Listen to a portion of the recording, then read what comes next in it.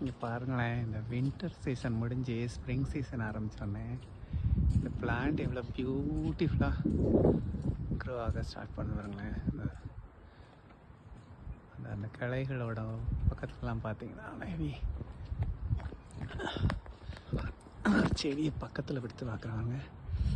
ஃபுல்லாகவே ஃபஸ்ட்டு வர்றது ஃபுல்லாகவே பூ தான் வரும், கொத்து கொத்தாக பூ வரும். ஸோ எவ்வளோ பியூட்டிஃபுல்லாக இருக்கு. ஸோ 2 days தான் இருக்குது இப்போ இந்த வின்டர் முடிஞ்சு. 2 daysக்குள்ள அவ்வளோ பியூட்டிஃபுல்லாக இருக்கு. பாருங்கள், இப்போ 2 நாள் தான் இருக்குது அந்த வின்டர்லாம் முடிஞ்சு. அதாவது டெம்பரேச்சர் கொஞ்சம் கொஞ்சமாக இன்க்ரீஸ் ஆக ஆரம்பிக்குது. இந்த 2-3 நாளையில் இந்த புல்லெல்லாம் எப்படி தழுத்துருச்சு பாருங்க. புல்லெல்லாம் எப்படி தழுத்துருச்சு.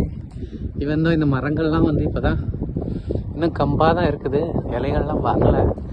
பட் இதில் ஒரு மதர் நேச்சரோட பியூட்டிஃபுல்லான விஷயம் என்னென்னா, இந்த மரங்கள்லாம் வந்து இந்த வின்டர் முடிஞ்சு ஸ்ப்ரிங் சீசன் ஆரம்பிக்கும் போது ஃபஸ்ட்டு இலைகளே வராது, எல்லாமே இந்த பூ மொட்டுக்களாக தான் வரும்.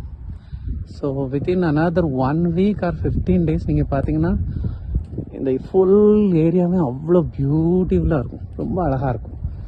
எங்கே பார்த்தாலும் ஒரே ஃப்ளவராக தான் இருக்கும்.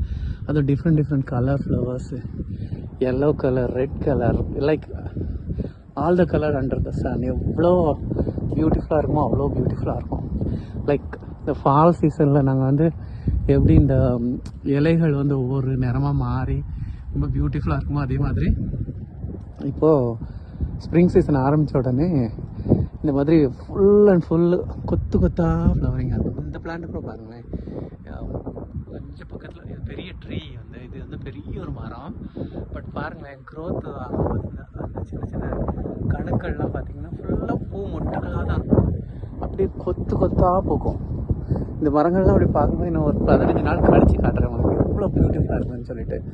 அவ்வளோ கொத்தாக பூத்து அதுக்கப்புறம் தான் இலையே வரும். இல்லை மேபி அது என்ன ரீசனாக இருக்கும் அப்படின்னு சொன்னால், இந்த ஒரு 6 மாதம் ஃபுல்லாகவே வின்டரில் ஸ்னோஃபால் எல்லாம் அது வந்து ஒரு ஹைபர்னேஷன் ஸ்டேஜுக்கு போயிட்டு திருப்பி வந்து அந்த வெதர் சரியாகும் போது ஃபஸ்ட்டு நம்ம வந்து சீட்ஸை தான் ஜென்ரேட் பண்ணணும் சர்வைவலுக்காக அப்படிங்கிற ஒரு ரீசனாக இருக்கும்னு நினைக்கிறேன். அது நேச்சுரல் இன்ஸ்டிங்க்ட்னு சொல்லுவாங்க இல்லையா, அதுவாக இருக்கணும்னு நினைக்கிறேன்.